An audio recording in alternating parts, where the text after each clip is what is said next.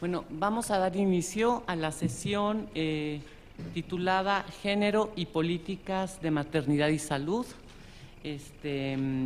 Nuestras ponentes esta tarde son Tania Elizabeth Cardoso González, Ana Isabel Huitrago Garavito y Norma Gutiérrez Hernández. Voy a dar la palabra para iniciar esta sesión a Tania Isabel Cardoso.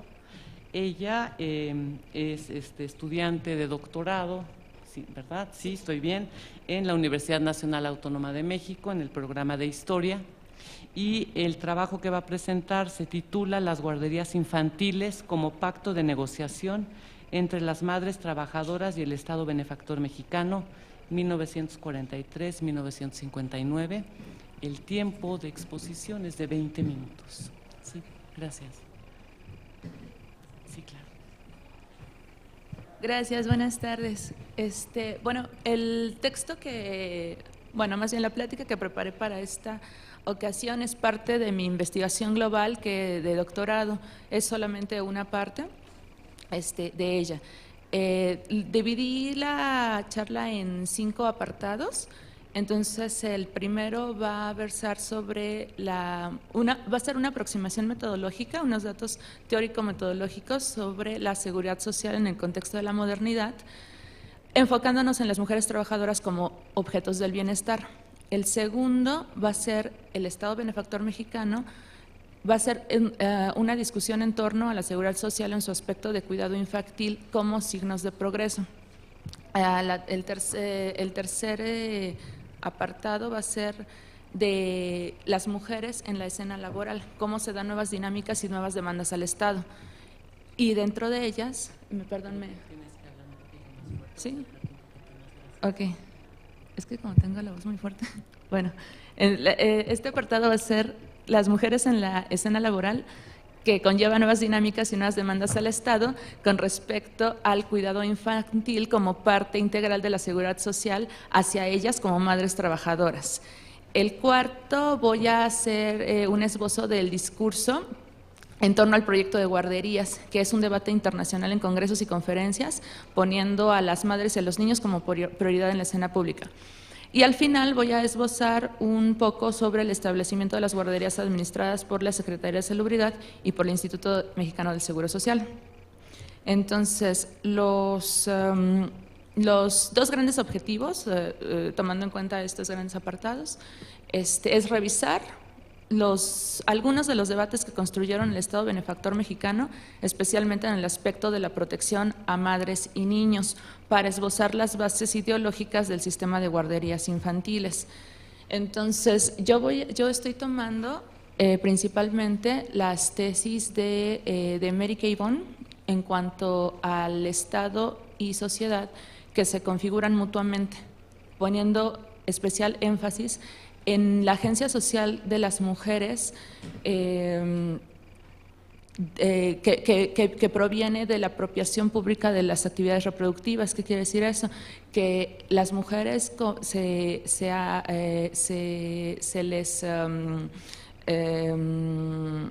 se considera que como ellas son su principal función social es la reproducción y la crianza de los niños, ahora se va a tomar como no nada más en un aspecto doméstico en sus casas, sino como en la esfera pública, que es la construcción de los ciudadanos, que van a ser el porvenir de la nación. Esa. Después también tomo otra tesis que va de la mano con la anterior, sobre la reciprocidad en la construcción del estado de bienestar, que esto es una obligación mutua del Estado y las mujeres para promover negociaciones de su lugar e importancia en la sociedad, lo cual también implica una transformación en su relación de las mujeres con el Estado, debido a los nuevos roles, tanto sociales principalmente en este caso. Después, la tercera tesis que tomo, la tomo a través de Nicole Sanders, la tomo de Mary Kay Vaughan también, pero a través de Nicole Sanders, sobre la modernización del patriarcado. que es un fenómeno que configuró el proyecto del estado de bienestar, que bien estaba dominado por hombres, sí hubo participación importante de las mujeres.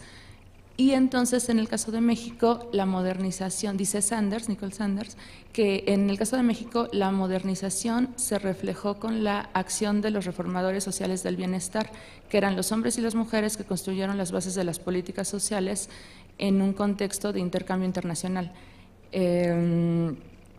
Esto quiere decir que el Estado estaba tomando parte de la responsabilidad del bienestar para mejorar las condiciones sociales de sus ciudadanos a través de un diálogo transnacional con lo que estaba pasando en países de Latinoamérica y también en Estados Unidos. Ahora, en cuanto al caso mexicano, la configuración del estado de bienestar como tomando como objetivo principal la protección a las madres y a los niños, voy a empezar comentando la ideología inicial del Estado benefactor con el licenciado Ignacio García Telles, que fue en un momento secretario de Trabajo aquí en México y posterior fundador del IMSS. Él veía la seguridad social como tendencia innata de la humanidad y como elemento vital para su existencia. Entonces, él inserta en la escena del bienestar a las mujeres, a los niños, a los ancianos, como parte de la fuerza humana de producción, para afirmar con ello el deber justiciero del Estado mexicano para ayudar a los considerados débiles sociales, las mujeres, los niños, los ancianos, tal como había estado ocurriendo en otros países europeos. Entonces, antes de que se estableciera la ley del Seguro Social, que inaugura posteriormente el IMSS, se esboza una ley de asistencia social de 1942, en el que se empiezan a notar políticas proteccionistas hacia las familias, especialmente hacia su parte más débil, otra vez las mujeres en su calidad de madres y los niños, lo cual se vio reflejado, o yo pongo atención, en los programas de cuidado infantil. De hecho, en el Congreso Nacional de Salubridad y Asistencia, sostenido aquí en México en 1946, se establece al binomio madre-niño como la célula fundamental del hogar. Entonces, la seguridad social empieza a tomar un rumbo no nada más en cuanto a protección al trabajador y en cuanto a asistencia al trabajador, sino ahora hacia este elemento también de la sociedad que son las madres y los niños. O sea, yo trabajo a los niños a través de las madres, o sea, mi sujeto son las madres trabajadoras. Entonces, bueno, esto lleva a contextualizar a las mujeres en la escena laboral. Tenemos que con la salida de las madres de la casa para trabajar se dan pues una modificación en las dinámicas de su propio hogar, lo que afecta la crianza de sus hijos. Entonces, las guarderías que son mi objeto de estudio van a ser un servicio en el que el Estado ayuda a la crianza de esos niños, de estas madres trabajadoras. Aquí lo que me interesa, bueno, lo que yo pongo especial énfasis es que esta crianza, esta labor doméstica que originalmente se consagró a las madres, el Estado empieza a tomar parte. O sea, así como las mujeres salen de su espacio doméstico a la escena laboral, el Estado se intromete en la escena doméstica para ayudar a para contribuir en la crianza de los hijos de las madres trabajadoras. Lo cual el trabajo de las mujeres se concibió en esta ideología de la configuración de las guarderías, se concibió como una ausencia, el trabajo de las madres era una ausencia en el hogar, entonces los niños se consideraban abandonados. Esto lo vamos a comentar un poco más adelante. Esta relación de las mujeres y la seguridad social. Entonces, la relación de las mujeres y la seguridad social, a partir de su inserción en el campo de trabajo, es lo que toma importancia, porque las mujeres trabajadoras pero las mujeres trabajadoras madres. Entonces, esto se refleja con la Ley Federal del Trabajo de 1931, en el que se da la legislación de la maternidad. O sea, las mujeres, su lugar era el hogar, pero ahora trabajan. Entonces se les conceden beneficios de descansos, de ausencias por maternidad, pero se les sigue condenando como abandonando el hogar. Entonces es como un doble discurso interesante que vale la pena analizar a través de este servicio de guarderías.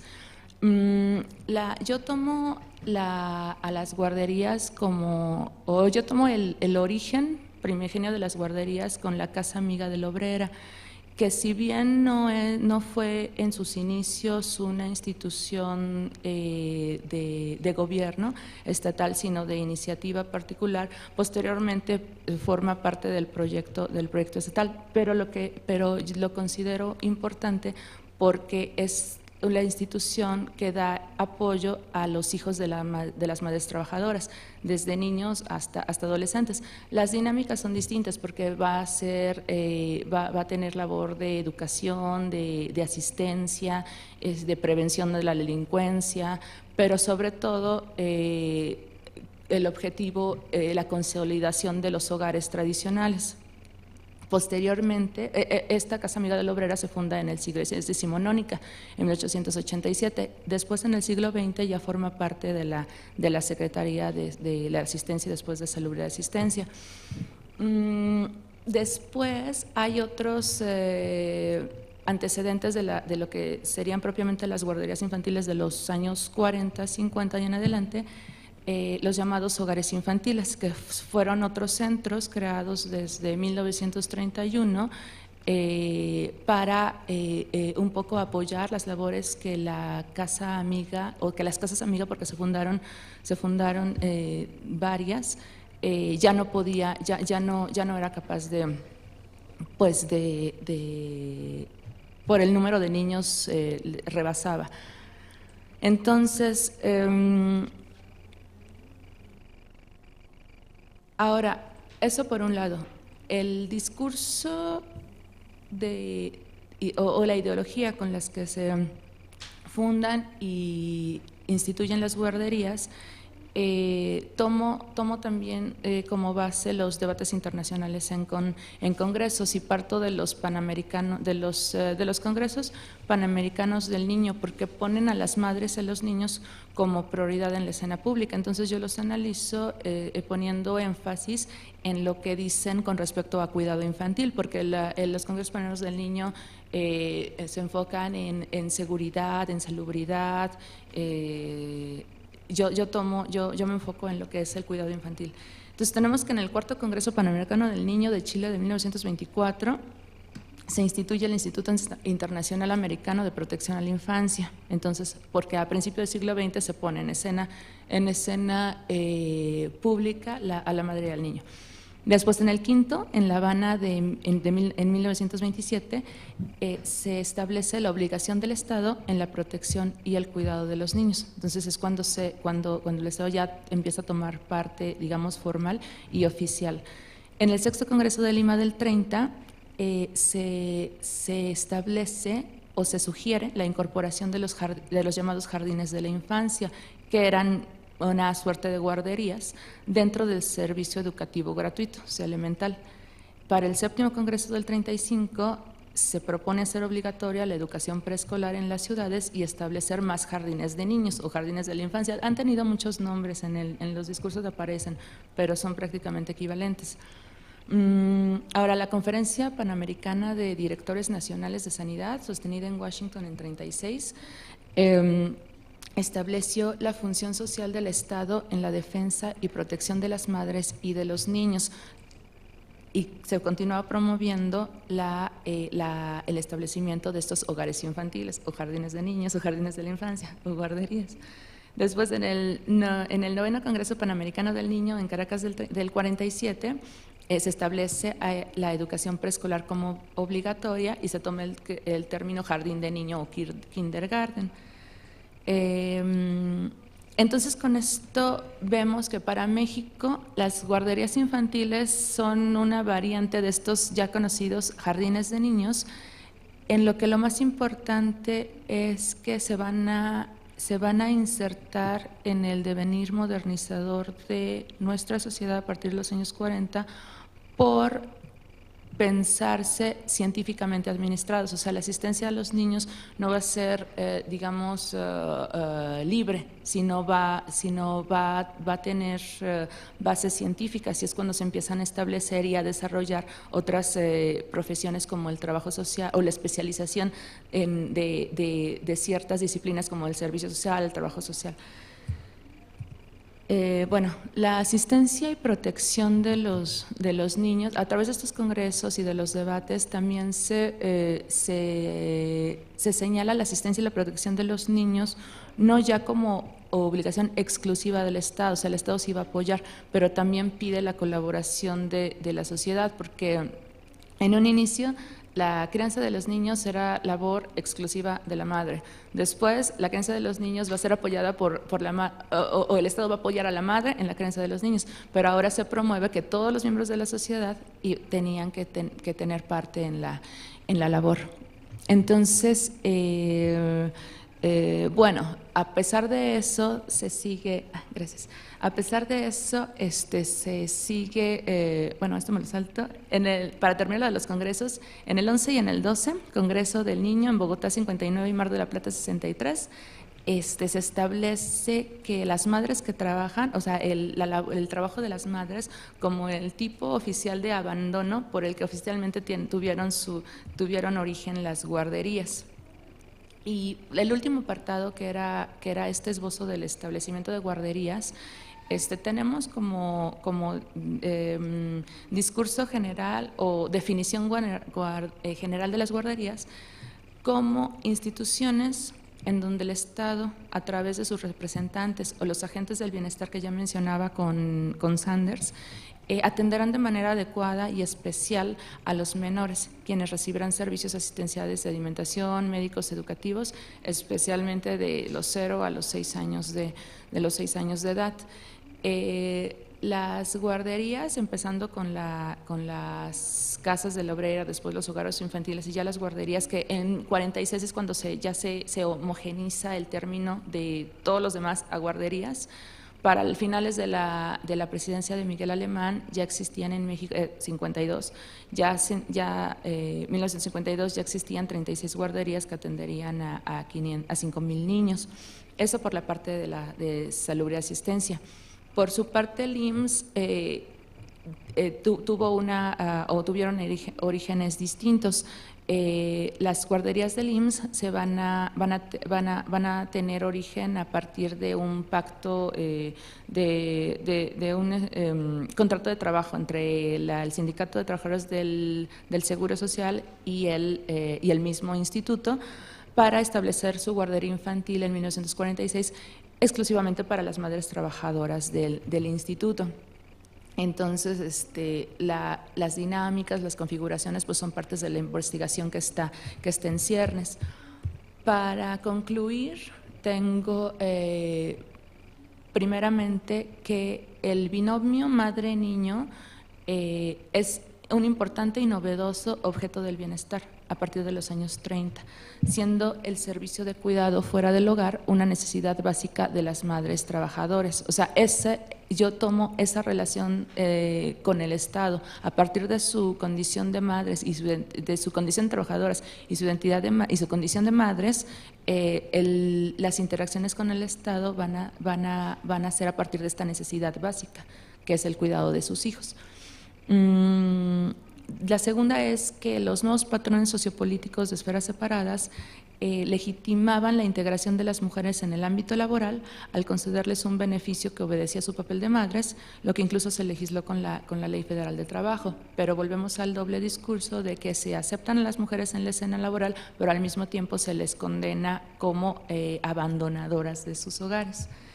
Y finalmente, bueno, las guarderías infantiles están insertas también en un contexto modernizador occidental de la educación desde niveles elementales, en los que la educación debía ser administrada de manera científica e impulsada por todos los elementos de la sociedad en cooperación con el Estado. Y bueno, con esto cierro la investigación. Gracias por su atención.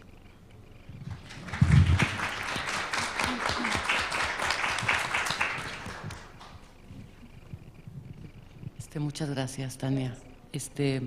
Bueno, vamos a dar la palabra a Ana Isabel Buitrago. Ella está en el programa de doctorado aquí en el Colegio de México y el título de su trabajo es La salud de la mujer y las políticas de asistencia, las políticas de población 1950-1980, el papel de la Secretaría de Salubridad y Asistencia. Gracias. Gracias. El objetivo de la ponencia es describir y analizar el papel de la Secretaría de Salubridad y Asistencia, especialmente de la Dirección General de Asistencia Materno-Infantil, en la formación de la salud pública de la mujer y en la transformación de las prácticas de reproducción y anticoncepción de las familias mexicanas. Se divide en dos partes. La primera abarca las décadas de 1950 y 1960 con el propósito de observar algunas características de los planes existentes en salud materna y asistencia a la mujer y bajo qué concepciones de género diseñaban, pensaban y trabajaban los médicos a cargo de la dirección. La segunda parte aborda los programas de planificación familiar llevados a cabo desde 1974 hasta 1979, profundizando en sus metas y proyectos, las actividades encargadas a los médicos, las enfermeras y las trabajadoras sociales y las formas de supervisión de estos servicios. El periodo seleccionado permite ver algunos de los cambios y las continuidades que se dieron en la salud de la mujer, en un marco de transformación de las políticas de población del gobierno mexicano en los años 70. Se favoreció el poblacionismo durante las décadas postrevolucionarias, justificado en el pensamiento de que mayor población representaba la fusión étnica, la integración nacional y el triunfo revolucionario, y alimentado por las posturas eugenésicas presentes en las prácticas de las instituciones de salud, en la educación pública y en la justicia criminal, las cuales permitieron al Estado intervenir en la vida privada de la población, redefinir las representaciones sobre sexualidad y familia, e inculcar consignas como el anticlericalismo, la disciplina corporal, el nacionalismo y el interés en el progreso económico. Hasta 1973, fecha tardía en comparación con otros países de América Latina, el gobierno mexicano encabezado por Luis Echevarría manifiesta la intención de regular la fertilidad de la población y el primer paso fue la modificación del artículo 4 del capítulo 1 de la Constitución, según el cual toda persona tiene derecho a decidir de manera libre, responsable e informada sobre el número y esparcimiento de sus hijos. Enseguida se derogó el artículo del Código Sanitario que prohibía la propaganda y venta de anticonceptivos y finalmente se promulgó en 1974 la nueva Ley General de Población. Aunque esta ley se concentró en problemas migratorios y de registro de población, sentó las bases para una reforma consecuente en salud y educación pública al establecer como objetivo la regulación de la natalidad en beneficio del crecimiento económico y social. La ley también creó el Consejo Nacional de Población, el cual trabajó en equipo con otras instituciones y programas para favorecer el descenso de la fecundidad y controlar el crecimiento demográfico. Especialmente el artículo 3 instó a la realización de programas de planificación familiar.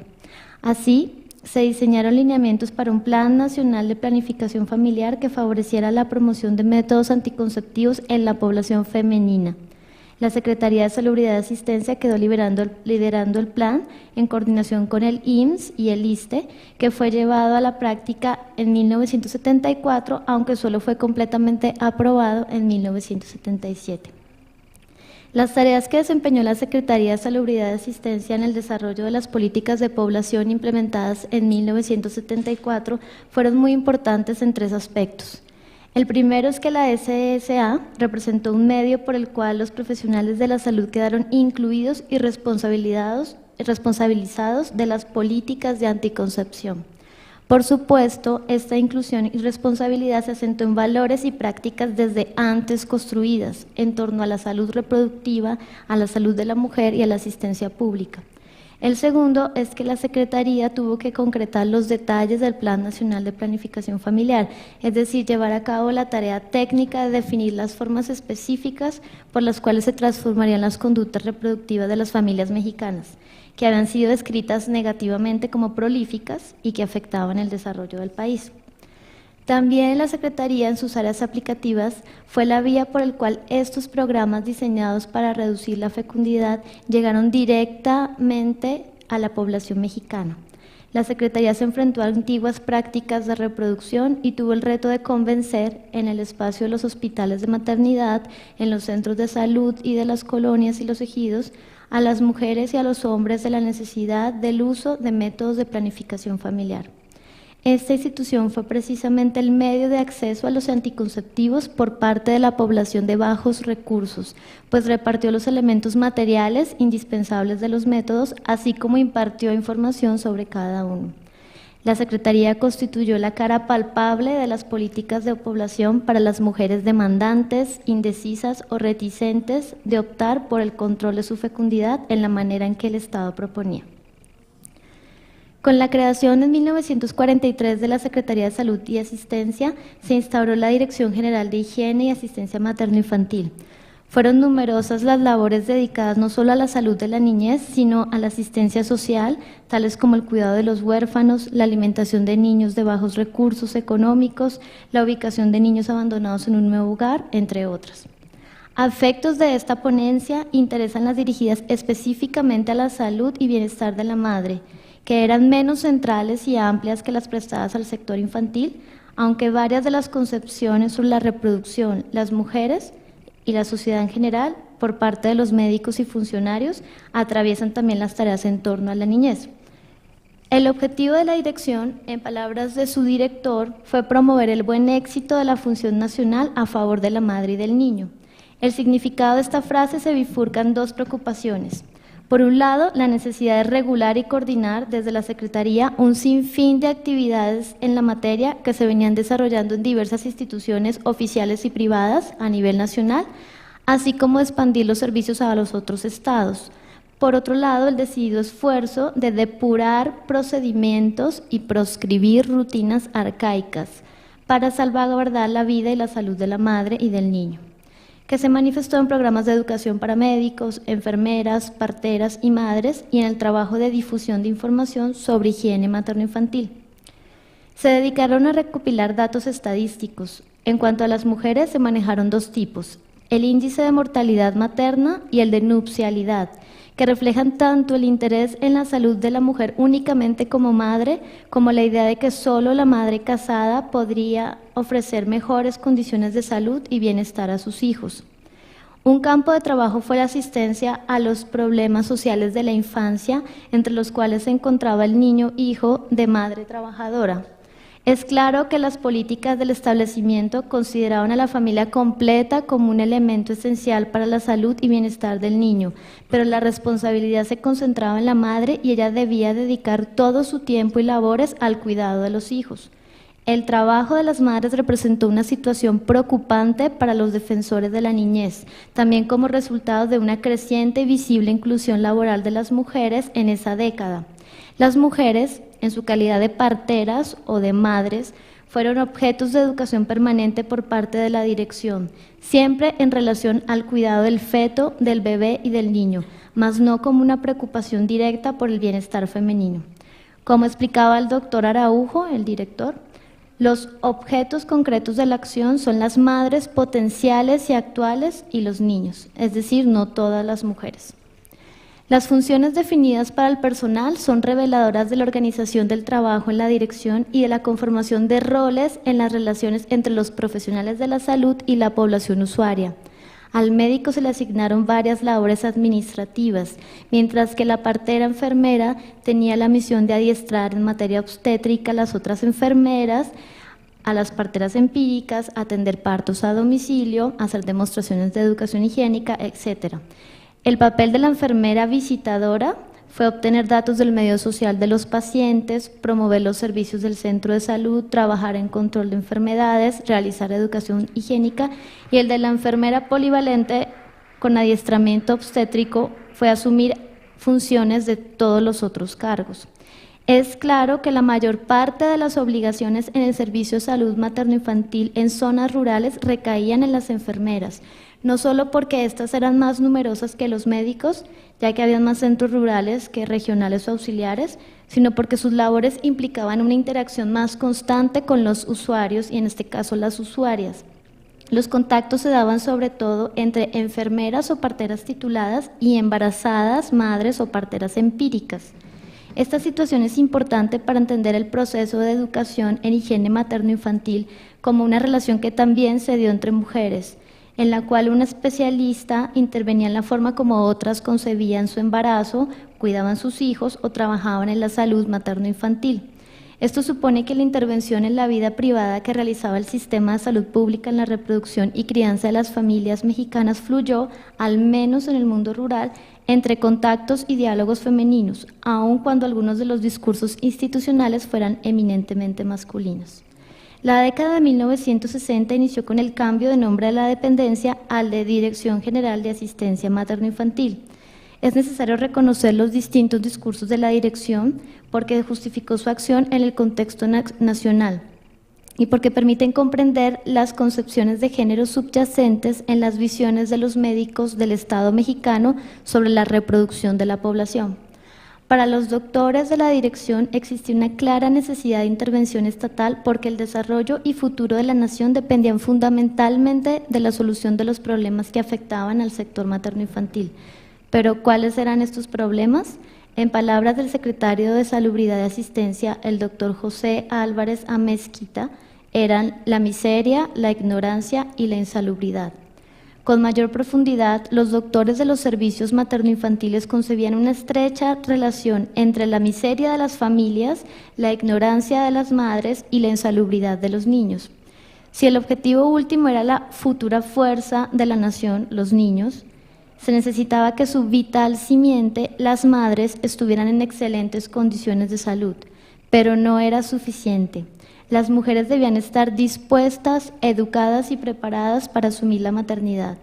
Más allá del área de la salud, los médicos podían entrar en el campo de la crianza y del cuidado materno, con una cierta autoridad científica y con una justificación moral.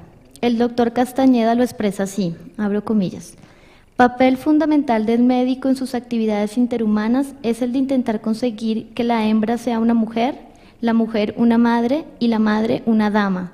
Mucho de lo que es la sociedad es consecuencia de lo que sea la familia. Mucho de lo que es la familia es el resultado de lo que sea la madre.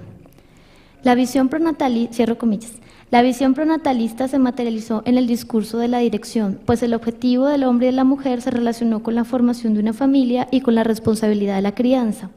Pero el hombre y la mujer no estaban solos en esa tarea, pues precisamente el médico debía ayudar y guiar, especialmente a la madre, no solo en la salud y enfermedad, sino en la misma manera de ser madre, de criar, de educar, de concebir la familia.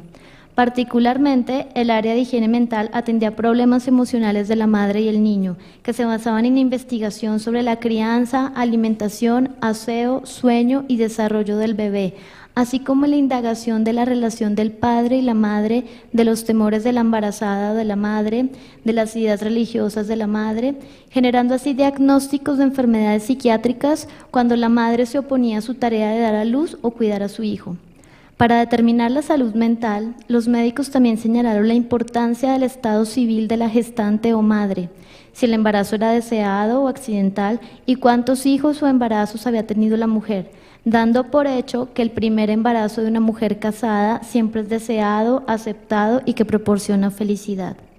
Llama la atención la construcción de la enfermedad de la mujer basada en la idea de que la maternidad es una condición tan inseparable de lo femenino que cualquier oposición de las mujeres al esposo, a los hijos o al embarazo, más que observarse como una decisión o reacción rodeada de circunstancias específicas, se define como una enfermedad psicológica o psiquiátrica que solo puede ser manejada por un médico. Las anteriores concepciones de profesionales de la salud son claras reproducciones de algunas de las representaciones de género de la sociedad mexicana de la época, en las cuales el papel de la mujer sigue siendo el de madre y esposa. el valor agregado que los médicos dan a estas representaciones es su deseo de justificar la necesidad de intervención del pediatra o del obstetra en esas tareas de la mujer, educándola y guiándola con el fin último de salvaguardar al niño. Desde 1973, la Dirección General de Asistencia Materno-Infantil se centró en la planificación familiar, en la cual el interés en la salud de la mujer se independiza de las necesidades de la niñez y se relaciona casi exclusivamente con la anticoncepción.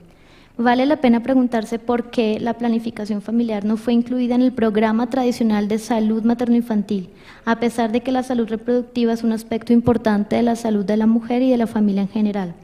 Desde mi punto de vista, la gran centralidad que se le dio a la planificación familiar, tanto en presupuesto como en discurso, y las concepciones de género subyacentes en las nuevas políticas de población, contribuyeron a que se pensara el control de la natalidad desde la burocracia médica como un área aparte en salud, más relacionada con las necesidades del país y de la economía, una especie de salud-bienestar nacional, que con la salud familiar y de la mujer. De esta forma, la salud de la mujer quedó dividida en dos programas, uno que se encargaba de la atención materna, centrado en el embarazo, el parto y el puerperio, y otro dedicado a la introducción de las mujeres en el uso de anticonceptivos modernos, aunque ambos resultaron coordinados por la dirección. Es interesante la manera como se definieron las metas de usuarias bajo tratamiento y los métodos anticonceptivos a utilizar, porque fueron producto no solo de proyecciones demográficas y análisis estadísticos y probabilísticos, sino también de ideas sobre la funcionalidad y eficiencia de los métodos, sobre representaciones de género en las cuales la opinión, elección y uso por parte de las mujeres se dejaban completamente fuera de los proyectos estatales. ¿Por qué el anticonceptivo central fue el dispositivo intrauterino? Básicamente se definió el porcentaje de retención del DIU como un porcentaje del 100%, suposición errada porque ningún método de anticonceptivo tiene una retención del 100%, especialmente el DIU puede ser retirado voluntariamente o expulsado involuntariamente, y esta definición del 100% repercutió en la cantidad de usuarias totales en la proyección. A los ojos de los diseñadores del Plan Nacional de Planificación Familiar, precisamente el hecho de que el dispositivo intrauterino tuviera más retención y un número mayor de usuarias generó más confianza en su aplicación y la posibilidad de mostrar informes de resultados con números más grandes, lo cual no es despreciable en las políticas estatales. Igualmente, ofreció la oportunidad de intervención en un mayor número de mujeres. Y también hay que recordar que en las conferencias de población, en los artículos de demógrafos y en los estudios relacionados en la época, el DIU se publicitaba como un método muy apto para los países subdesarrollados y para las clases sociales desfavorecidas.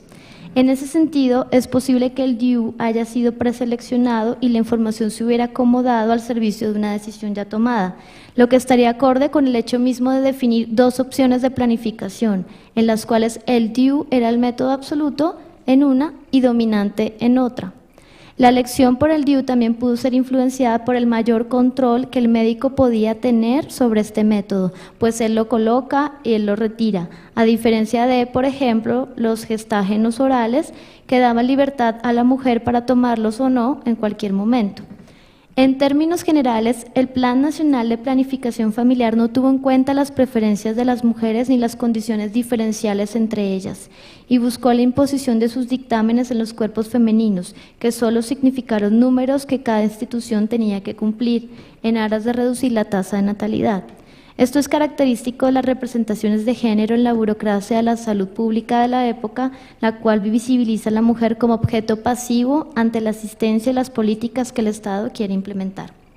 Como reflexión final, la dirección tuvo una amplia experiencia en la formulación de programas de salud y contacto con los sectores populares, especialmente entre enfermeras y público femenino, que sirvió de buena base para las políticas dictaminadas por la Ley de Población de 1974.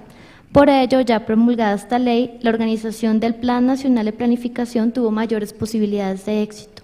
En los 70s, la salud pública de la mujer ya no difundió concepciones de género en las cuales la mujer solo podía ser madre educadora, sino que promovió el concepto de paternidad responsable, en el cual se destacó la autodeterminación familiar, que daba oportunidades a la mujer de decidir su fecundidad.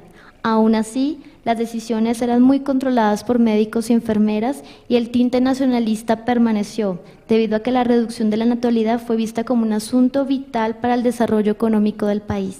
En pro de tan importante labor, los médicos dieron más importancia a las metas definidas y a los métodos de anticoncepción repartidos que a las usuarias mismas, y siguieron practicando bajo conceptos de género paternalistas en los cuales la mujer seguía siendo un sujeto débil que debía ser intervenido y guiado por el Estado. Muchas gracias.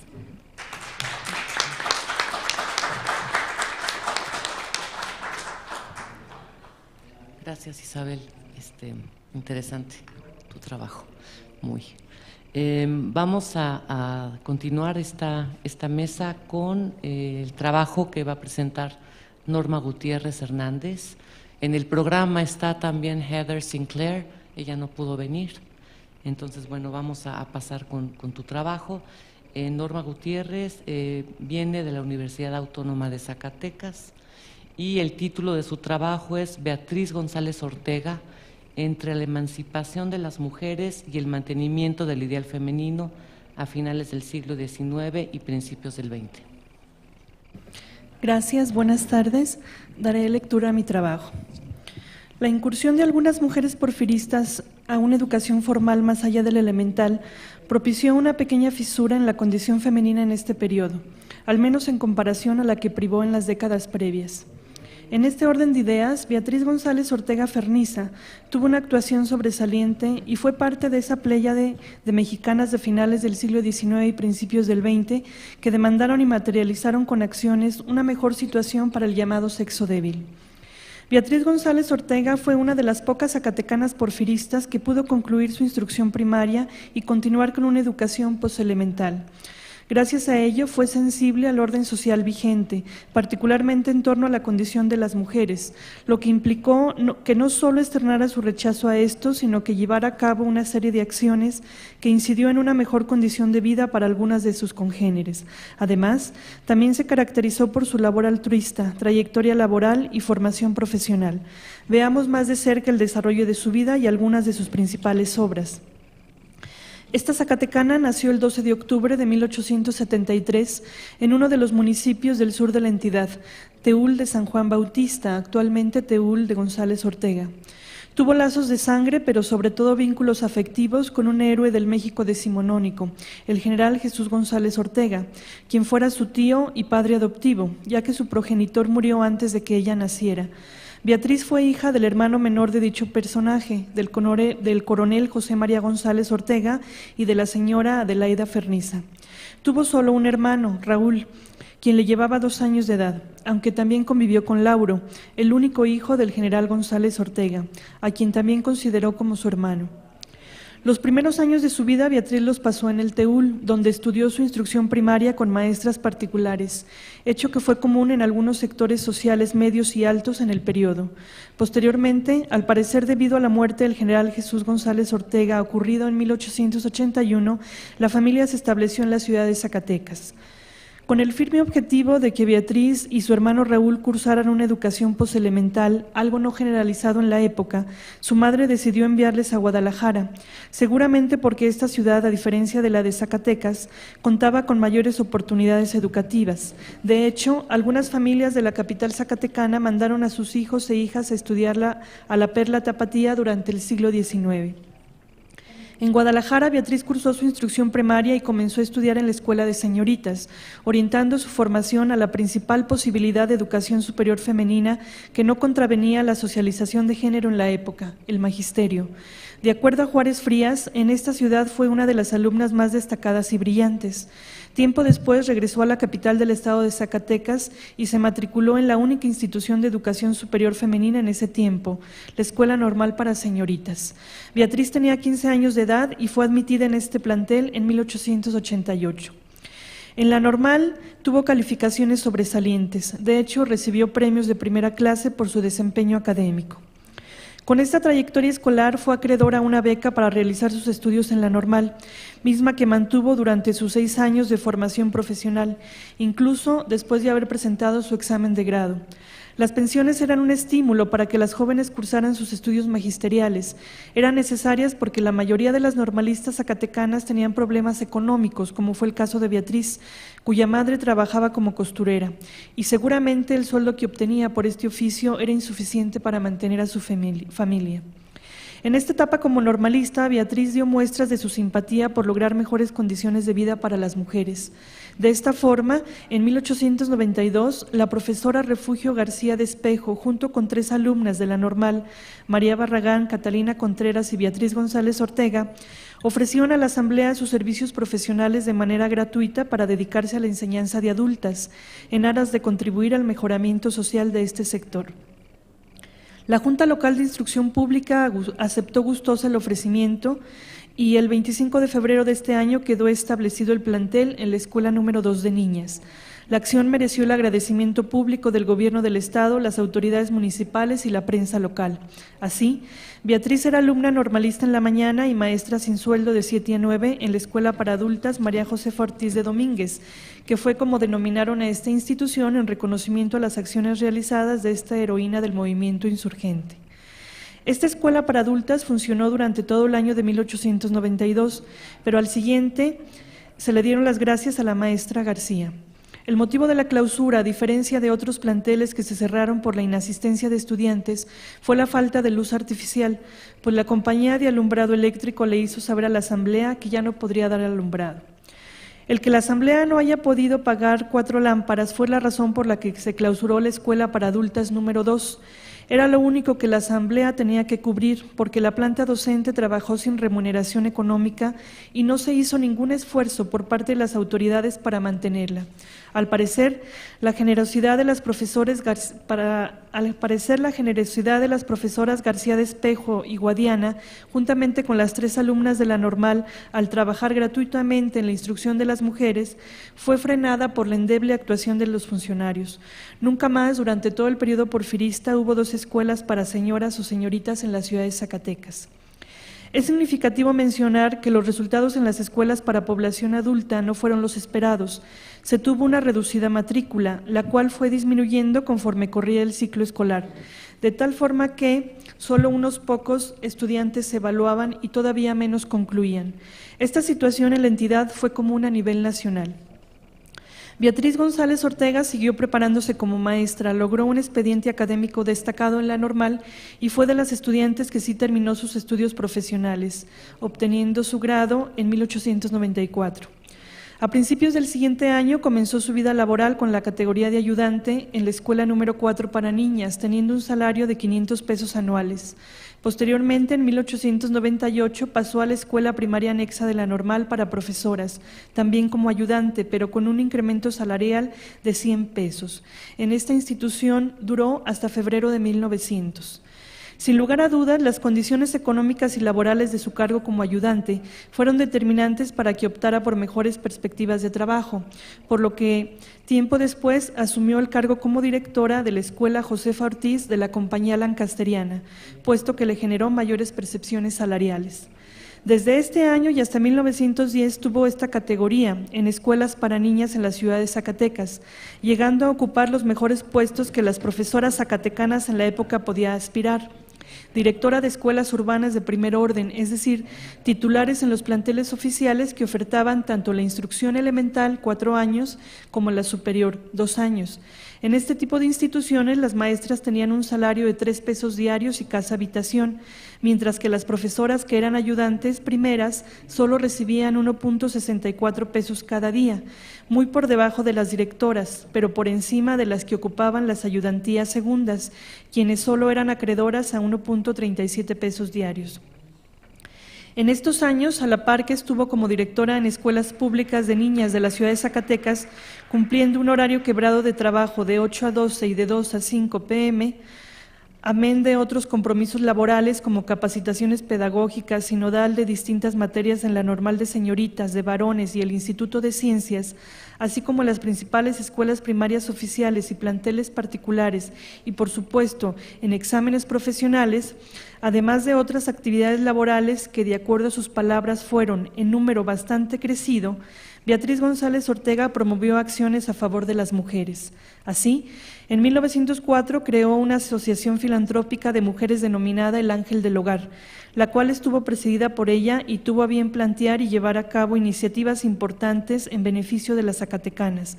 Por ejemplo, estableció en la ciudad un taller de costura y confecciones para emplear a mujeres carentes de trabajo, y tuvo la visionaria idea de construir un asilo de instrucción y beneficencia para los hijos e hijas de las obreras pobres, quienes así se dedicarían con tranquilidad a su trabajo, ya que sus niños recibirían toda clase de atenciones y cuidados, desde los de alimentación y aseo hasta los de instrucción y educación.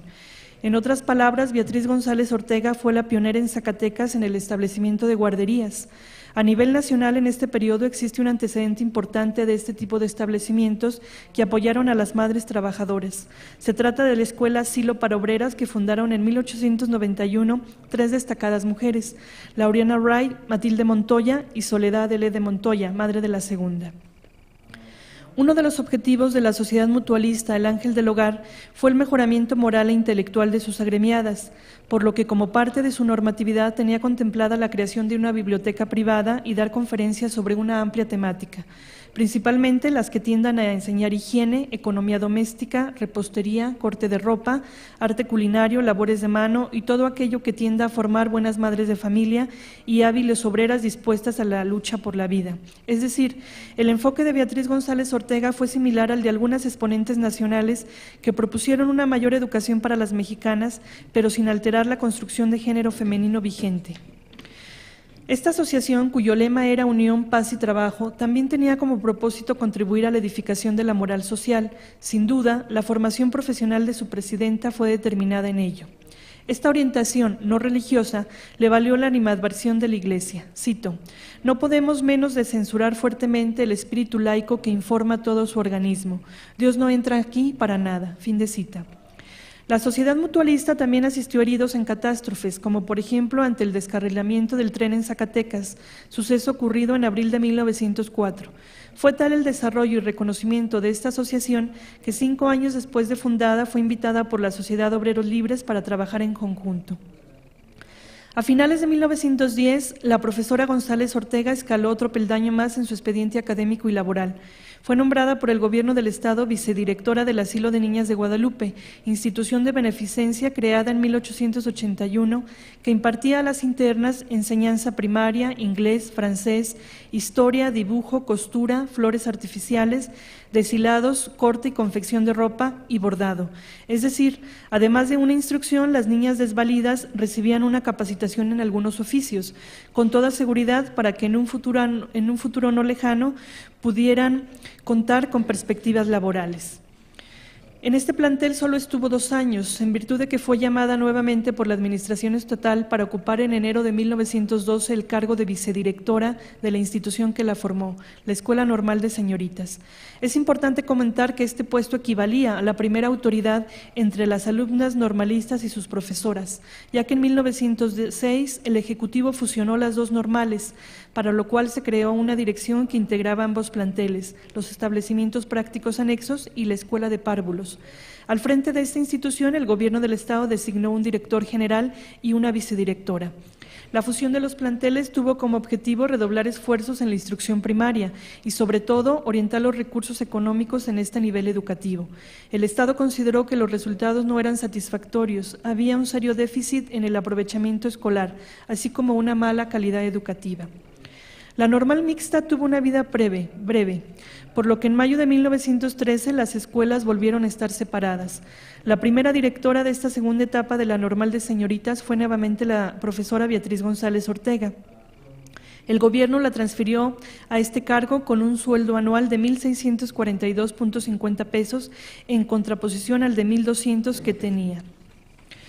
En esta etapa se entrelaza uno de los episodios más conocidos y descollantes de la vida de la maestra González Ortega, no solo en el territorio zacatecano, sino a nivel nacional.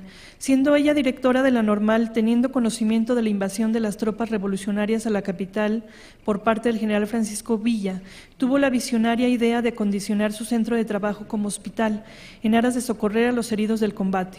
Su iniciativa fue aplaudida por la sociedad zacatecana y algunas personalidades que se sumaron a tan loable objetivo, entre las que destacaron el doctor López de Lara, el doctor Villagrana y el doctor Del Hoyo, quienes capacitaron en primeros auxilios a profesoras, estudiantes y por supuesto a la profesora González Ortega, quien además era integrante y vocal de la Junta Directiva de la Cruz Blanca Neutral. La ciudad de Zacatecas fue tomada por la División del Norte el 23 de junio de 1914. El saldo del enfrentamiento fue una gran cantidad de heridos de los dos bandos federales y villistas, quienes fueron socorridos por el grupo de voluntarios que conformó la citada profesora y llevados al improvisado hospital en La Normal. Al día siguiente, cuando el jefe de los Dorados se enteró de que los heridos federales estaban siendo atendidos en La Normal, dirigió sus pasos a este lugar. Aquí sostuvo un diálogo con Beatriz González Ortega, mismo que reproduzco textualmente gracias a una entrevista que le hicieron a la citada maestra en el año de 1962. Le preguntó Villa, ¿con que usted es la jefa de este hospital? Ella respondió, este edificio no es un hospital. Hasta hace poco estuvo aquí la Escuela Normal de Zacatecas, de la que soy su directora. Villa, sin dar la menor importancia al asunto, le explicó violento. Usted ha encubierto a oficiales federales y le exijo que me dé sus nombres. Lo siento, general, pero no me preocuparon sus nombres, ni sus grados, ni el partido al que pertenecieran. Solo vi en ellos seres humanos que necesitaban ayuda. Como insiste en callar y no tengo tiempo que perder, uno de mis oficiales se encargará de hacerla hablar. Fin de cita. La medida que tomó el general Villa contra la profesora González Ortega fue mandar que le dieran de cintarazos en la espalda, esperando con ello obtener la información deseada. Este maltrato también fue ordenado para el doctor López de Lara, quien emuló la actitud de la profesora. Ante la negativa, Villa ordenó que estas dos personas fueran ejecutadas en el cementerio de la ciudad, junto con el ingeniero Rojas, quien defendió a la maestra. Mientras eran escoltados rumbo al panteón para su fusilamiento, la noticia se propagó rápidamente por la ciudad y fue recibida con indignación y desagrado de acuerdo a la prensa local. Varias personas intercedieron para que fuera anulado tal mandato, pero Villa fue indiferente a las súplicas. Al parecer, fue el señor don Eulalio Robles quien logró que el Centauro del Norte desistiera de ello, argumentándole que no manchara su carrera militar con estos actos. Sin lugar a dudas, también debió de haber influido el parentesco de la profesora Beatriz con su padre adoptivo, el general Jesús González Ortega. A un año de estos hechos, Beatriz González Ortega agradeció a la persona que le salvó la vida. Afortunadamente, sus palabras quedaron plasmadas en un documento que recientemente fue sacado por primera vez a la luz pública con motivo del centenario de la Revolución. Cito a la maestra González Ortega.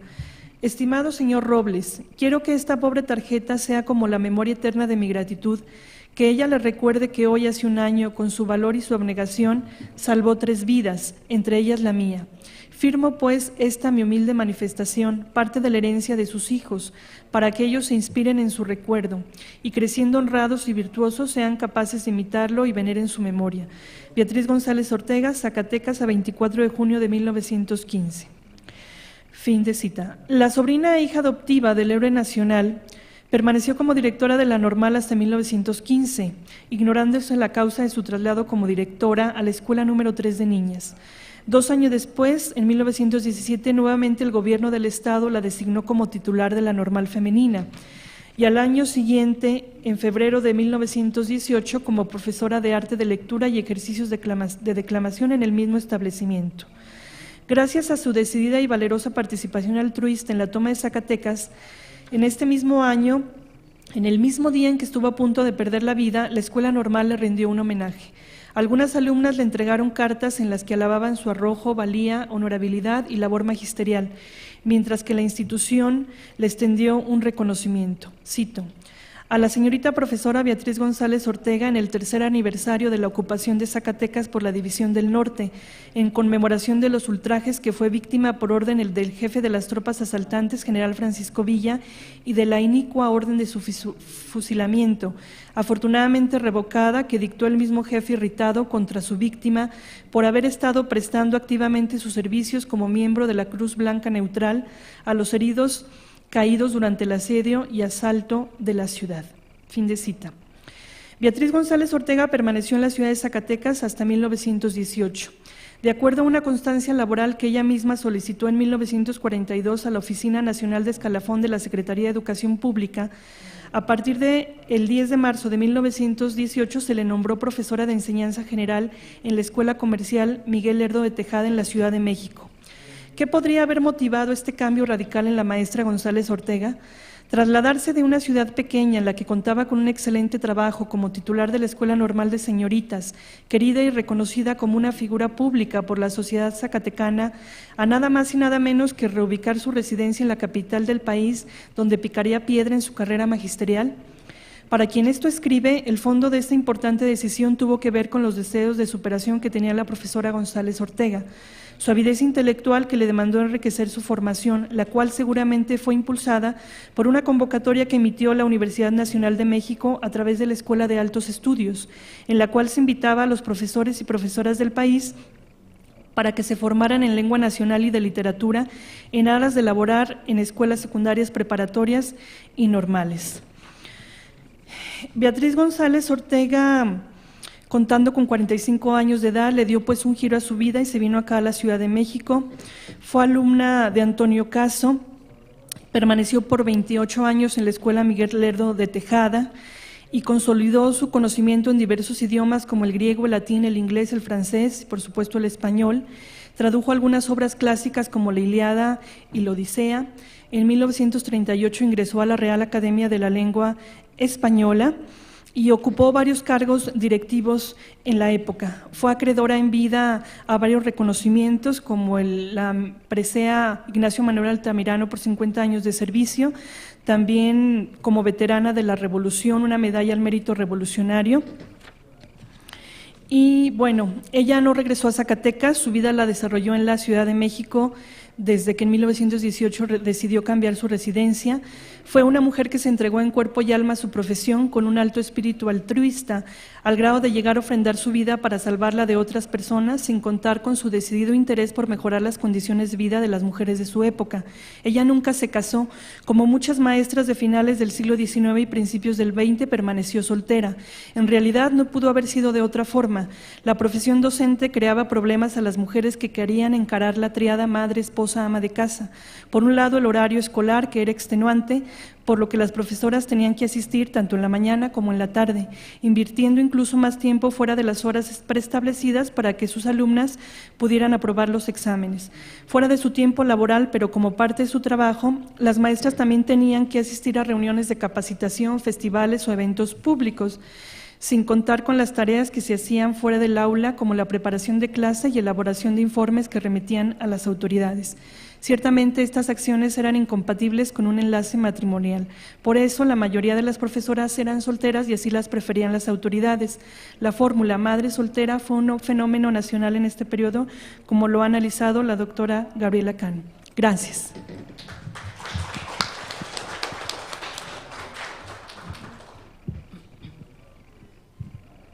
Bueno, pues muchísimas gracias a las ponentes por los trabajos que presentaron en esta tarde. En los mismos, bueno, se aborda una amplísima temporalidad y una diversidad temática notable, ¿no? Y bueno, en lo que sigue voy a comentar algunos elementos de los 3 trabajos que se presentaron y reitero, abarcan una amplísima temporalidad y exploran temáticas que no han sido privilegiadas en las historias del género y de las mujeres en este país. Por una parte, hacen alusión a la importancia que revisten las historias de vida y las reconstrucciones biográficas, y por otra parte destacan el desigual e inequitativo acceso de numerosas mujeres a los servicios de salud, atención y asistencia durante el transcurso del siglo pasado. Otro elemento particularmente relevante que está en las ponencias es la preocupación que tienen por examinar la conformación e institucionalización de los sistemas nacionales de salud, atención, previsión y asistencia, la conformación de servicios médicos y asistenciales organizados y financiados por el Estado, así como las implicaciones de lo anterior en las relaciones médico-paciente. También es notable la manera en la que se alude, mas no se aborda, las cambiantes definiciones médicas, sociales, culturales y de género de la amplia categoría de, y cito así entrecomillado, paciente. Sí, hay una enorme transformación del concepto de paciente durante la temporalidad que ellas están abarcando. Además, cada ponencia a su manera examina las preocupaciones e inquietudes de las instituciones médicas y asistenciales, de sus funcionarios y de un creciente personal en torno al aumento demográfico, la migración, el uso de anticonceptivos o el no uso, las relaciones de género y las relaciones familiares. Voy a empezar estos comentarios con una alusión al trabajo que presentó Norma Gutiérrez y después a las ponencias de Tania y de Ana Isabel. Uno de los temas más explorados en las historias de las mujeres en México ha sido el del ingreso de las mujeres al ámbito laboral, del trabajo formal como profesoras, maestras y normalistas, durante o a partir del Porfiriato, o fines del 19, principios del 20. Durante esos años, y como lo mencionas de manera muy clara, de manera pausada y selectiva, diversas mujeres ocuparon espacios en las escuelas, pero sus labores, al margen de la decisión y preparación que ello implicaba, prosiguieron vinculándose con los postulados e ideologías que les consignaban a la maternidad y al hogar. De la mujer trabajadora se esperaban determinados códigos de conducta, como sumisión personal, profesional y social, códigos que fueron en algunos casos profundamente trastocados durante la década de mayor violencia de la Revolución Mexicana, así como por las vastas movilizaciones sociales y exigencias de derechos, garantías y beneficios laborales, políticos y sociales durante el transcurso del siglo pasado. Norma Gutiérrez sí nos narra la vida de Beatriz González Ortega, una mujer originaria de Zacatecas. Se expone de qué manera esta mujer accedió a una educación formal en su estado natal durante el Porfiriato y de qué manera prosiguió con su formación profesional y su desempeño laboral en su estado natal y posteriormente en la Ciudad de México. También se puntualizan los cambios, ascensos, logros y reconocimientos que obtuvo en el mundo del trabajo formal y se relatan sus labores curando a los heridos de guerra en los campos de batalla, como en un hospital improvisado en 1914. Estos elementos apuntan hacia una constante movilidad, adaptación e innovación, no solo en lo laboral, también en lo personal, ¿no? Y creo que esos elementos podrían destacarse de una manera muchísimo más puntual. Es decir, hay una constante movilidad, adaptación, readaptación e movilidad personal y profesional, ¿sí? Ahora, algo que me gustaría tal vez que puntualizaras un poquito más es exponer, explicar, examinar de qué maneras las palabras, las acciones y las actividades de Beatriz González se debatieron entre, y abro comillas, la emancipación de las mujeres y el mantenimiento del ideal femenino, cierro comillas. Y esto está en el título de la ponencia, es decir, ¿cuáles son los elementos puntuales que te permiten afirmar lo anterior? ¿Sí? Una posible vía para aclarar esto y sustentarlo podría radicar en plasmar con mucha mayor fuerza las peculiaridades y especificidades históricas, sociales y culturales que sin duda incidieron en los entornos de la vida personal y profesional de Beatriz González Ortega. Es decir, me parece que tal vez se podría procurar un análisis más equilibrado de la interacción entre el personaje y su entorno. Y de igual forma, me parece que sería necesario situar, analizar y comparar la experiencia de vida de González Ortega con las de otras mujeres que tuvieron experiencias y trayectorias de vida similares. Es decir, como para tratar de equilibrar y matizar y especificar esos elementos que a ti te parecen particularmente puntuales de esta mujer, que además fue muy longeva, ¿no? Tuvo una larguísima vida, ¿no? Ese es otro elemento también que podrías destacar, sobre todo tomando en cuenta pues, la esperanza de vida de la mayor parte de las mujeres durante la temporalidad de tu estudio. Lo que sigue, voy a comentar primero a grandes rasgos las dos ponencias siguientes, los trabajos de Ana Isabel y de Tania, debido a que se tocan, ¿no? Y están muy vinculadas. No sé si ustedes ya se conocían o no, bueno, pues tendrán bastante de qué conversar. El interés estatal por cuidar y garantizar la salud materna infantil la emergencia y consolidación de especialidades como la puericultura, ginecología, obstetricia, enfermería, así como el enorme peso que adquirió la medicina social a nivel internacional y en México a partir de la década de 1930, fueron algunos de los elementos que posibilitaron, por una parte, la conformación de una vasta gama de instituciones de previsión y asistencia dirigidas a determinados sectores de la población, primero urbanas, después rurales, y por otra parte, la emergencia de una igualmente enorme gama de posibilidades laborales para muy diversas mujeres durante la temporalidad contemplada en sus ponencias. Tania Cardoso expone los motivos, las modalidades y los anhelos que persiguió la conformación de las políticas e instituciones de salud y asistencia orientadas a las mujeres trabajadoras de la Ciudad de México y a los hijos de estas mujeres. De igual forma, hace referencia a los motivos por los cuales determinadas mujeres trabajadoras fueron canalizadas a los servicios médicos y asistenciales organizados por el Estado. Aludes también a la forma o formas en las que se concebía y definía el trabajo de la mujer fuera del ámbito doméstico y los motivos por los cuales las autoridades y el Estado asumieron la responsabilidad de velar por el bienestar de esos niños, de esas mujeres. ¿Sí? Es decir, el eje del trabajo gira en torno a la conformación de una amplia red de servicios médicos y asistenciales, ¿sí?, financiados por el Estado, en particular los hogares infantiles. Pero te pregunto, ¿cuáles fueron algunas de las implicaciones que tuvo la emergencia, consolidación y crecimiento del estado de bienestar en el ejercicio de la medicina y en los servicios de previsión y asistencia? ¿Cuáles eran las condiciones específicas de trabajo de las mujeres destinatarias de esos programas? Es decir, ¿en qué, cómo y de qué manera trabajaban? Este es un tema fundamental para comprender cuáles eran los grupos de mujeres trabajadoras que se pensaba se podrían beneficiar de estos servicios de guarderías infantiles. Y más aún, un tema que me parece que sí podrías documentar, sobre todo recurriendo a historia oral, a informes, ahorita verás a lo que me refiero. En tu ponencia no aparecen posturas y puntos de vista discordantes. Parece que hay un acuerdo en todo. No hay reclamos, no hay rechazo, no hay interrogantes.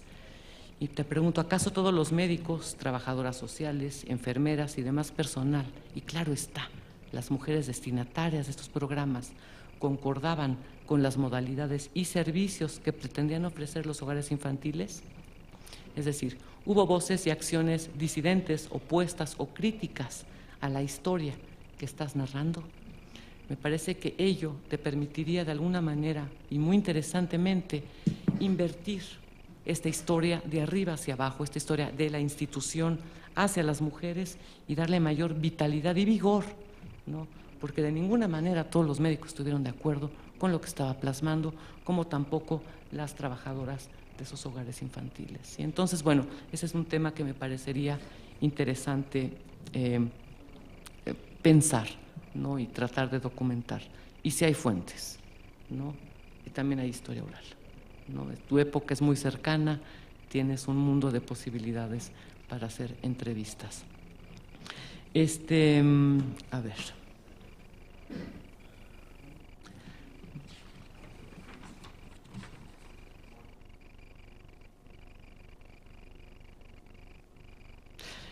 Bueno, en el título de tu trabajo mencionas el término negociación. ¿A qué te refieres? Es decir, ¿a qué te refieres al establecer que las guarderías infantiles fueron un medio de negociación entre las madres trabajadoras y el Estado benefactor mexicano entre 1943 y 59? ¿Negociación en qué sentidos? ¿Por parte de quiénes? Es decir, no queda del todo claro.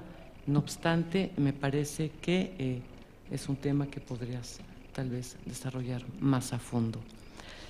Insisto, hace falta escuchar, conocer, analizar y comparar las voces y las experiencias de las destinatarias de esos programas y las de sus hijos. Es decir, de qué manera concebían ellas se podrían beneficiar o no de esos servicios. Por otra parte, Ana Isabel examina un tema muy cercano, ¿no? Todavía fruto de enormes debates en la sociedad mexicana, que es la cuestión de las prácticas de anticoncepción en este país. Por una parte, examina el liderazgo de la Secretaría de Salubridad y Asistencia en lo referente al impulso otorgado a promover una vasta transformación de las prácticas reproductivas y de anticoncepción. Y bueno, y por otra parte, reiteras que examinarás la formación de la salud pública de la mujer, lo entrecomillo, porque voy a regresar a eso más adelante, una frase o una manera de conceptualizar un problema de salud pública que tal vez lo podrías ampliar un poquito más. Me parece muy interesante la manera en la que exploras la transición y las continuidades entre las políticas poblacionistas y las políticas de anticoncepción alimentadas por la visión catastrófica del baby boom mundial y lo que llevó a que se inaugurara la llamada revolución demográfica, ¿sí?, a través de la promoción de empleo de anticonceptivos y de la puesta en marcha de programas de planificación familiar, o como se asentó reiteradamente en la década del 70, vámonos haciendo menos para vivir mejor todos, ¿no? Digamos, toda la cuestión gráfica, ¿no?, y la publicidad en torno a este programa, en el que también la cuestión de la paternidad responsable forma parte fundamental de la educación visual de los programas, es un tema que yo no sé si tienes pensado contemplar o no en tu trabajo más amplio, ¿no? Pero es un tema fascinante. Ahora, el acento de tu ponencia está en la expansión y multiplicación de y en los servicios de salud y asistencia que se articularon a partir del duplo madre y niño, pero también a partir del ambiguo concepto de bienestar familiar. Bienestar familiar, ¿de acuerdo con quién y a qué hace referencia este concepto? También se aprecia una más intensa burocratización de los servicios médicos y asistenciales, un mayor empleo de tecnologías e instrumental médico, la incorporación, preparación y especialización de un vasto personal médico y asistencial, así como la reiteración de la maternidad es una condición inseparable de la mujer, ¿no? Me parece que presentas un trabajo muy sólido, muy innovador, pero hay muchos silencios también. Uno de estos silencios es el tema del sexo y las prácticas sexuales. Esto forma parte del tema que estás trabajando, ¿no? Es decir, hay un enorme silencio en tu trabajo en torno a esto. Y otra ausencia es que no tenemos tampoco las voces de las destinatarias de estos programas, como tampoco las voces de las instituciones y actores que se opusieron y que cuestionaron los postulados e intenciones de los programas de planificación familiar. Otro elemento particularmente importante que se vislumbra en este trabajo y también en Letania es la creciente y más cotidiana visita al médico. Ir al doctor hoy en día es una experiencia común para muchas mujeres, cotidiana, recurrente, haces la cita, vas, listo, ya. Pero se trata de una experiencia que tiene historia, ¿sí? Y por ello también pregunto, ¿de qué maneras las mujeres destinatarias de los programas de anticoncepción concebían, definían, explicaban y valoraban acudir o no a un médico, hospital, centro de salud o clínica de control de la natalidad?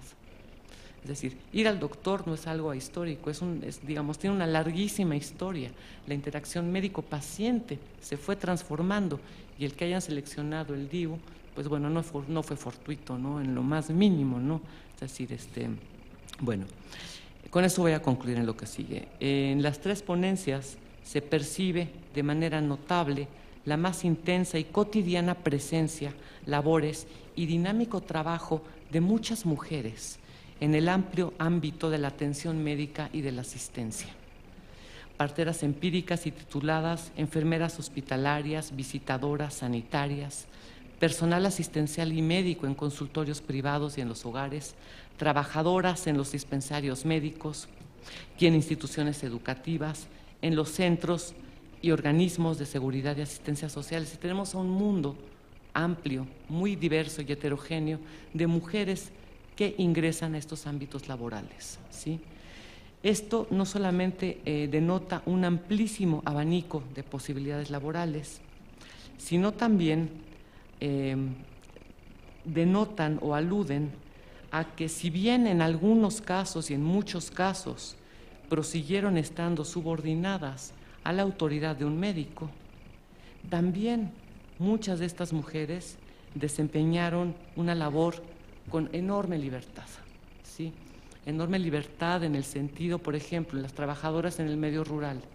No había nadie para supervisarlas. ¿Quién las supervisaba?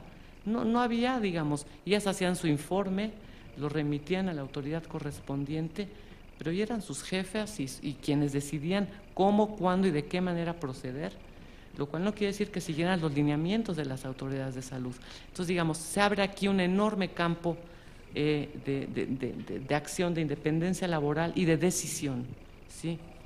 Es decir, yo quiero reiterar el amplio margen de decisión, de acción en la cotidianeidad de sus labores, en todos estos ámbitos de la salubridad y la asistencia, porque bueno, a ellas les correspondió una amplísima gama de acciones, divulgar los principios de la medicina preventiva, ser partícipes de las obras de asistencia a determinados grupos sociales, por ejemplo, en los servicios médicos, curativos y asistenciales, en la industria, para los trabajadores, en la asistencia a la infancia abandonada o delincuente, en las obras de organización y educación social. Es decir, me parece que valdría la pena reflexionar en torno a la conformación de los servicios de asistencia y salubridad, pero a partir de las voces, experiencias y actividades desempeñadas por las muchas protagonistas de esas historias, ¿no? Protagonistas cuyas acciones, opiniones continúan veladas o silenciadas en las investigaciones históricas. Es decir, sigue predominando esta idea de ver estas instituciones de arriba hacia abajo, pero ahí están, y es historia muy reciente, no es historia, digamos, hay fuentes para documentar sus acciones. Bueno, y con eso concluyo, las felicito, muchas gracias por la oportunidad de conocer sus trabajos, y bueno, gracias a ustedes, con eso termino, gracias.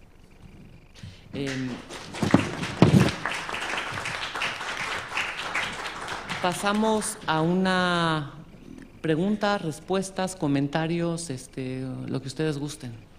¿Quién quiere comenzar? Sí. Tengo preguntas que me interesan en el trabajo de las mujeres y identidades de clase. Y tenía una pregunta para cada una. Claudia, me quitarán algunas preguntas, entonces si no tengo pregunta para cada una es nada más porque en lo que decía Claudia. Felicito también a las tres por las ponencias tan interesantes y gracias por abrir ese aspecto de la historia. Primero, una pregunta para Norma Gutiérrez. Si entendí bien al principio, dijiste que las maestras se entregaron a labor gratis cuando iniciaron la escuela. Quería saber cómo entiendes eso, cómo entiendes esa labor, dentro de qué contexto quería una mujer como esta trabajar gratis. Y también los centros donde trabajaba con las obreras o las costureras, ¿cómo sucedió eso? ¿Dónde están estas mujeres? ¿Cómo se conocieron? ¿Cómo es que resultó esa relación, ¿no? Esa colaboración? Y mi pregunta para Ana Buitrago tiene que ver un poco con la cuestión de la asociación de ciertas prácticas con identidades de clase. Y si entiendo bien, y quizás no entiendo bien, lo que hablas son prácticas, son servicios del Estado que fueron dirigidos sobre todo hacia los sectores de bajos recursos. Entonces mi pregunta es, ¿cuál fue el impacto del enfoque de servicios hacia la gente de bajos recursos en la percepción sobre la contracepción entre la clase media? Estoy pensando, por ejemplo, en la ponencia de Mercedes Blanco y la historia de una mujer clase medianera que no accedió al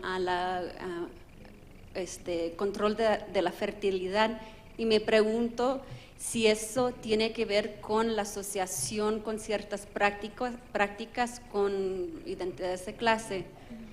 Y relacionado, ¿cómo se hablaban de esas cosas dentro de las prácticas privadas? ¿No? Allí lo dejo.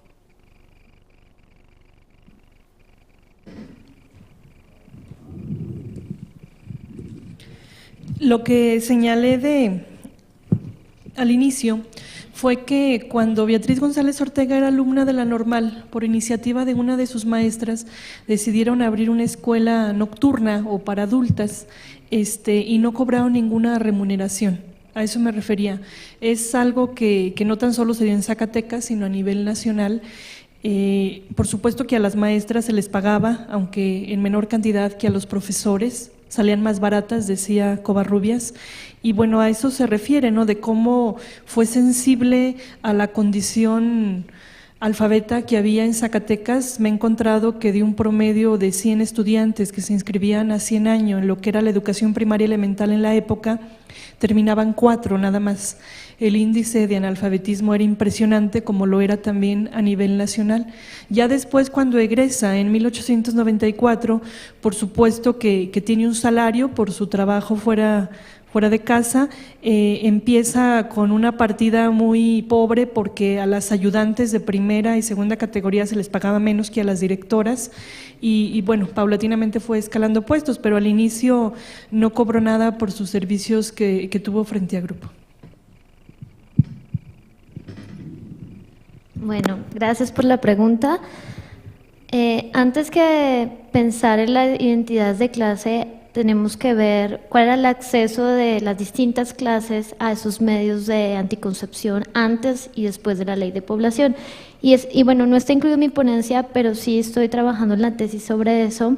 Es evidente que las mujeres de una clase acomodada o de clase alta estaban utilizando desde mucho antes ya los sistemas de planificación familiar, pero no a través del Estado, sino a través de los consultorios privados. Incluso, bueno, ahora hace unos meses tuve la oportunidad de estar en el Smith College en Northampton, Massachusetts, y ahí está la historia oral de Elvis Rice Ray, quien es una norteamericana que llegó, bueno, estuvo también en otros países, no solo en México, pero llegó a México y fundó la primera clínica de planificación familiar. Y ella llegó en el 63, 64. La cuestión es que sí había, bueno, a partir de ella, durante los años 60, sí había otros medios privados para favorecer a mujeres que sí podían pagar esos servicios.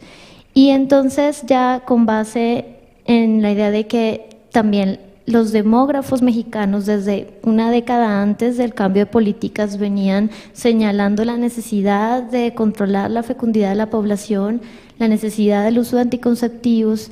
O sea, ya había también no sé si entre toda la clase media, si se puede hablar de una unidad de la clase media, pero sí había entre varios sectores por lo menos una sensibilización de que muchos de los problemas económicos de México era por su cantidad de población y por su alta fecundidad. Entonces, yo creo que para muchas mujeres de clase media sí fue, digamos que fue una ayuda que el Estado dejara de penalizar, ¿no?, la anticoncepción. Para muchas sí fue una gran ayuda, sobre todo hablando en el DF, ¿no? Yo lo que veo ahí en el archivo sobre la Secretaría de Salud es que sí hay un trabajo distinto en el DF, ¿no? Un trabajo más fácil, un trabajo mucho más fluido que en las zonas rurales, pero en ese DF no solo eran estas mujeres de bajos recursos, sino también un montón de mujeres trabajadoras, incluso profesionales, de todo tipo, que ya podían acceder a eso sin tanta carga moral, ética y pública, ¿no? Y bueno, habría que, como dice la doctora Agostoni, ya investigar a fondo en las usuarias, ¿no?, en esas mujeres, para ver un impacto mayor, ¿no?, de ese cambio de políticas y para ver, bueno, cómo se estaba viendo la situación también en clase social, porque a veces los comentarios de los médicos incluso son como la culpa es de la mujer pobre, ¿no? O sea, no es de la mujer alta, sí, ni siquiera es de bueno, también es de la mujer campesina, ¿no? O de la mujer indígena.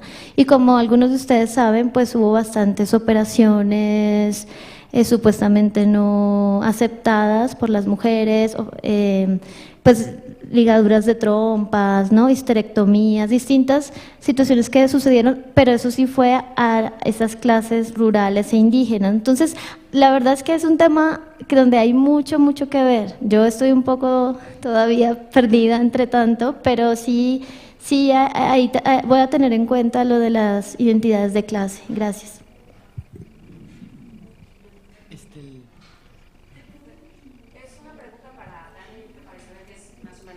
Similar, y bueno, tengo curiosidad por saber por qué el periodo que escogen. ¿Por qué 1942 a 1959? El 1942 sí lo defines bien porque es cuando sale la primera ley de seguridad, pero ¿por qué paras en 1959? Es como para entender, o sea, todo de la historia. Y en el caso de Ana Isabel, ¿por qué de 1950 a 1980? ¿Por qué paras en 1980? Es nada más para como redondear lo que están queriendo definir en sus propuestas. Bueno, en cuanto a la periodización de la investigación en general, no es esta. Yo corté para la ponencia, sobre todo tomando en cuenta las disposiciones en los congresos internacionales. Por eso fue el corte en 59 a partir de 40 y a partir de 42 tomando en cuenta la ley de asistencia que pone especial énfasis en las madres y los niños. De hecho, mi investigación pretende abarcar de 42 a tal vez 70, todavía eso está por definirse de acuerdo a las fuentes. Y podría aprovechar para los comentarios a sus anotaciones. Me hizo 3 comentarios, empiezo por los últimos 2 que tienen que ver. En cuanto a negociación, yo me refiero a, y que es también la otra parte que tampoco está aquí, sino que es parte de mi investigación global, esta negociación es el diálogo precisamente entre las madres trabajadoras y los agentes de bienestar, que son las trabajadoras sociales en particular, que son las educadoras que trabajan en las guarderías. Eso no lo pude incluir aquí, pero tomo en cuenta precisamente esa opinión, porque mi tesis es la configuración bilateral, o sea, por parte del quien recibe el servicio y quien lo da, y por parte de quien lo establece, que es el Estado. En cuanto a quiénes son los protagonistas, pues son precisamente esos. Yo los médicos sí un poco, porque intervienen en lo que es la asistencia de cuidado infantil, pero más me voy a enfocar más en lo que es la trabajadora social, y que es la educadora en las guarderías, y en los que es las madres a través de la prensa, las opiniones que ellas tienen del servicio, que no son, sí, desde luego que no son todas positivas, son en su mayoría, de hecho, bueno, sí son positivas, pero también son negativas por las eventuales deficiencias que el servicio va a presentar a lo largo de la investigación. Pero entonces el corte fue, digamos, decisión para acotar un poco este debate. Y bueno, eso es lo que tengo que comentar. ¿Y entonces por qué 1970? El corte temporal de los 70s me baso en la disposición de fuentes. Yo porque en mi aproximación en archivo pude encontrar, obviamente con corte, no hay, digamos, no tengo registro de año por año, pero tengo registro, digamos, con cortes temporales hasta los años incluso 70, y hay más, pero quise tampoco alargar la investigación digamos, a todo un siglo, porque las guarderías pues se trabajan hoy en día. Entonces mi interés fue el inicio a partir de la configuración del estado de bienestar en México, y a lo más que pudiera abarcar, sobre todo en los cambios, porque no es lo mismo la concepción del cuidado infantil en los 30, los 40, de los 50, en los 50 el discurso se consolida, cambio, permanece hacia los 60. Entonces por eso en realidad los cortes son variables, y el desarrollo de la investigación me permitirá limitar el corte. Bueno, yo la verdad es que mi tesis se centra en los años 70, porque yo quiero ver precisamente las políticas de planificación familiar, pero al ir a buscar y encontrar los archivos del Plan de Planificación Familiar, hay bastantes, digamos que continuidades, ¿no?, de la práctica de la Dirección de Higiene y Salud Materno-Infantil. Hay centros de ¿cómo decirlo?, niveles de centros de salud definidos en los planes de planificación familiar y que fueron definidos desde los años 50, y muchos de los trabajos con sus distintas funciones también fueron definidos o básicamente definidos desde los años 50, ¿no?, en la misma dirección. Y en los 70 esos mismos centros, esos mismos niveles, lo que hicieron fue mantenerlos y colocarle las funciones de planificación familiar. Y bueno, realmente yo quería ver también el antes, ¿no?, porque si me quedo solo en los 70, no puedo ver la década de sensibilización anterior y la década de los 50, que se supone que no había tal sensibilización y era bastante pronatalista. Entonces sí me interesó. De todas formas, para mi tesis voy a terminar centrada en los 70. ¿Y por qué hasta los 80? Porque, bueno, pasan varias cosas. La primera es que se empieza a agotar, sobre todo a comienzos de los 80, los recursos, el gran presupuesto para la planificación familiar. La segunda es que para el gobierno en los 80 se alcanza la meta, ¿no? O sea, realmente las metas que ellos se propusieron, de la manera que haya sido, se lograron, ¿no? Y entonces ya hubo como un menor interés. Entonces me interesa esa década de los 70 para ver esa, ese trabajo en planificación familiar. Y la tercera cosa es que también a finales de los 70 y comienzos de los 80 empieza a haber una crítica muy fuerte a esos sistemas de planificación familiar, y no solo de las mexicanas. Tuve la oportunidad ahorita también de encontrar en el archivo de Sophia Smith Collection críticas de las feministas norteamericanas por lo que estaba pasando en México. Estaban vendiendo anticonceptivos que eran prohibidos en los Estados Unidos, o estaban vendiendo dispositivos intrauterinos especiales, como el escudo, distintos dispositivos que también habían sido prohibidos por la Organización Federal. Y entonces, en realidad, ahí yo creo que debo parar, porque en los 80 ya se viene un montón de grupos a criticar eso, ¿no? Hay más variedad, y bueno, también porque pues tengo que terminar la tesis.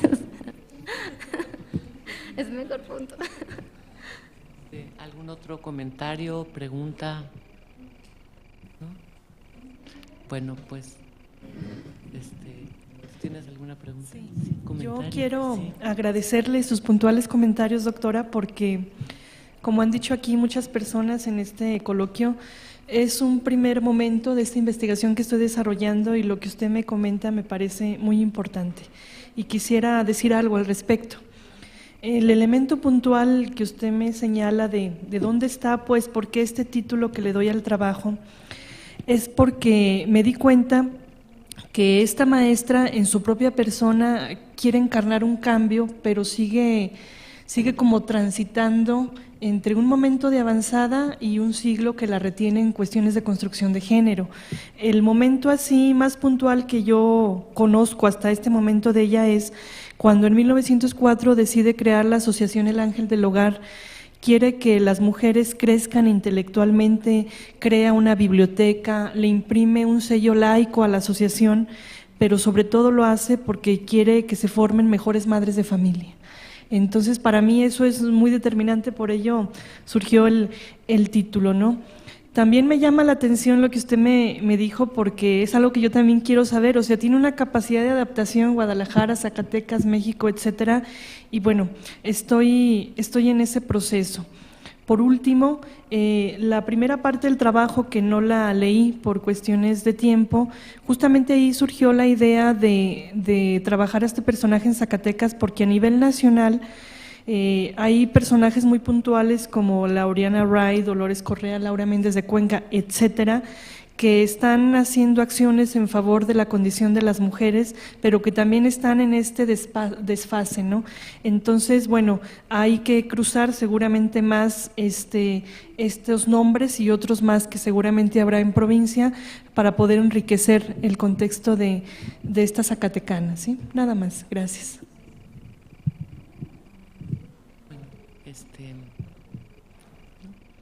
Bueno, pues muchísimas gracias a ustedes por sus trabajos y gracias por estar aquí. Y mañana las sesiones iniciarán a las 9 de la mañana. ¿Sí? Bueno, gracias.